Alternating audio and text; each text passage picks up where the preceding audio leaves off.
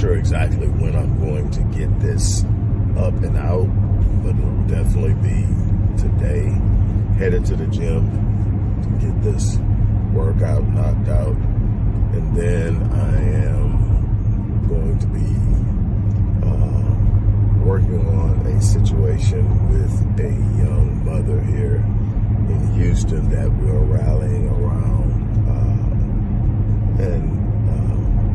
I don't want to get too much into that right now, but that's the work that we're doing. That's what I'll be focused on. What I want to talk to you about is, what are you focused on? What are you committed to doing? And I know it's the weekend and everybody wants to chill and everybody wants to unwind, and it's been one of those weeks and all of that. And I get it. I get all that.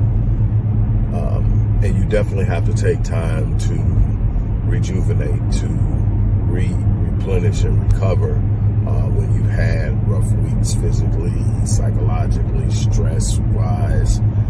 Those things are extremely important to your overall health and performance. I'm not telling you to run yourself in the ground. I'm not one of them grind till you drop people. I mean, like, there's a time in your journey when you're trying to do something special. There's a grind phase.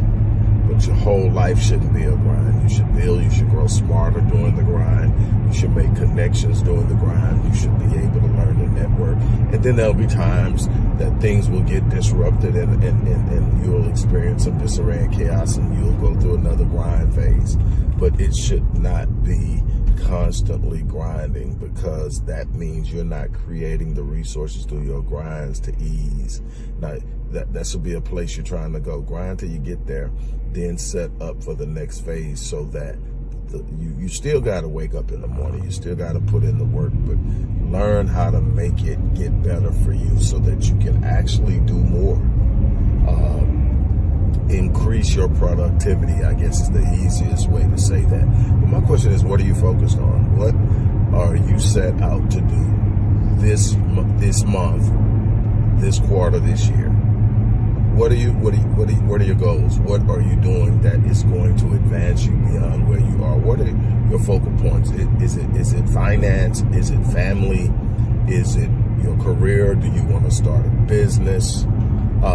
What is it? Do you want to be someone who inspires and motivates others in some phase or form? You want to be somebody who handles the strategic development and planning of certain groups, companies, entities, organizations.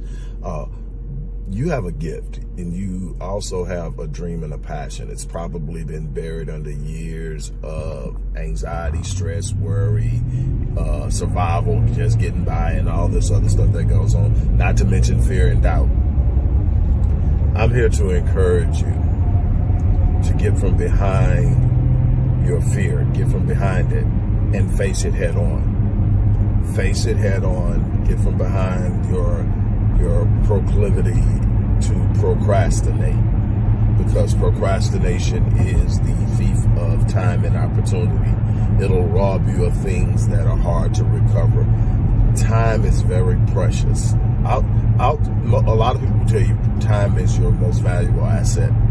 I think it's your second most valuable asset. I think your mind is your most valuable asset, because what you do with your mind determines the outcome of your life. When you learn how to master your mind, the outcomes change. When you learn how to master your mind, stress levels drop. When you learn how to master your mind, your body starts to heal. When you learn how to master your mind, no matter what you're hit with, you have the ability to overcome it. Your mind is that powerful. Your mind is literally $1 billion sitting on top of your shoulders if you learn how to master it. It's not a magic machine.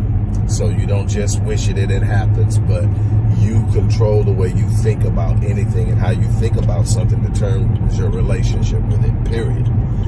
That's the simple thing.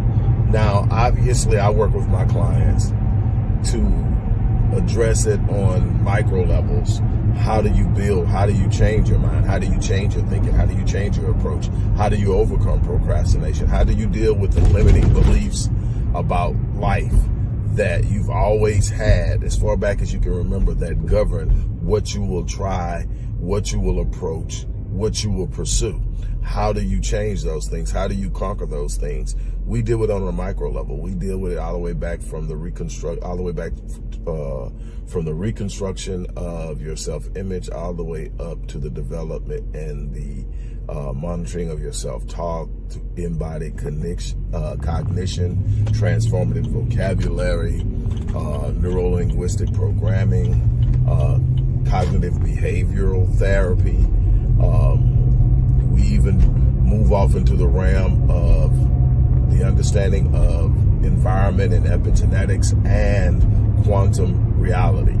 And it's all a part of God's design in how the universe responds to one thing specifically, your faith. What you expect out of life is what you get, because whatever you expect will determine what you focus on, and it will determine what you focus on will determine the emotions you generate, and the emotions you generate will determine the way that you feel, and the way that you feel is going to govern how you approach everything. And all of these things are under your control when you learn how to master them. And that's the thing I want you to do. I want you to commit to mastering your mind, mastering your thought processes, mastering your expectations, raising the level of your expectations, raising the level of your standards. You don't get what you want, you get who you are. So whatever you decide to become is what you'll produce. And so you are in control of that. Again, this is not a quick fix. This is not a get rich quick scheme. This isn't a wish list. This is about saying, this is what I want, and developing into the person that can produce it.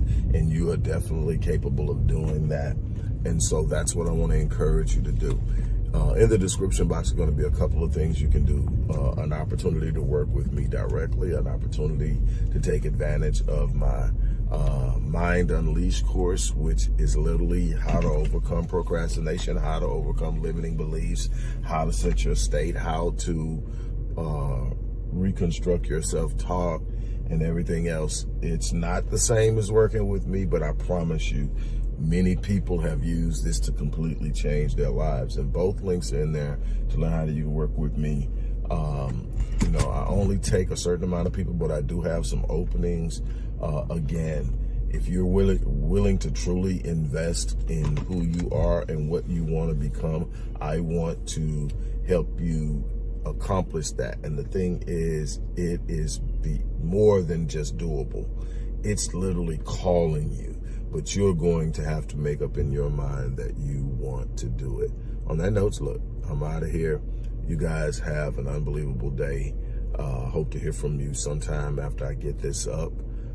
Get signed up, get moving. But whatever you do, whether you sign up with me in any way or not, you're going to have to pursue it. You're going to have to read some books. You're going to have to go to some lectures. You're going to have to find the people who know how to get you to where you're trying to go. And trying to just coast there, hope there, wish there, pray there is not how you get there. How you get there is, even in prayer, prayer is about revelation. It's about communication, relationship, and revelation. When you're praying, it's about answers. It's not about getting God to do for you what you're supposed to be doing. It's never that. One of the biggest mistakes people make is thinking, I'm going to pray to God and God's going to do this. God's going to get me out of here. God's going to give you the insight, the connections, the understanding, and the direction, and you're still going to have to execute.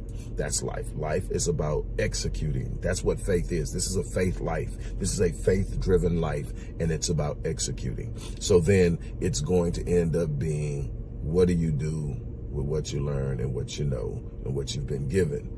And you're going to have to execute. If you don't execute, you will not have a life of fulfillment. You'll probably have a life of struggle, life of suffering, life of misery, a life of disappointment, a life of survival and simply existing. And so my challenge to you is to rise above it all.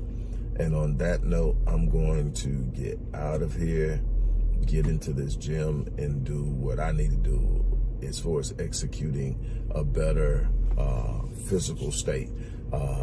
I've come a long way since those heart attacks, and I am proud of the progress I've done, but it's time to take it to the next level. I'm excited about that. Just like I'm always chasing something. I'm always looking for ways I can be better, and there's always ways to be better. So look, It's time to do that. Don't leave this year having not made the move to totally change your life. Do not do it. On that note, I'm out of here. As I always say, I live my life on full so that when I leave this place, I die on E. I challenge you to do the same.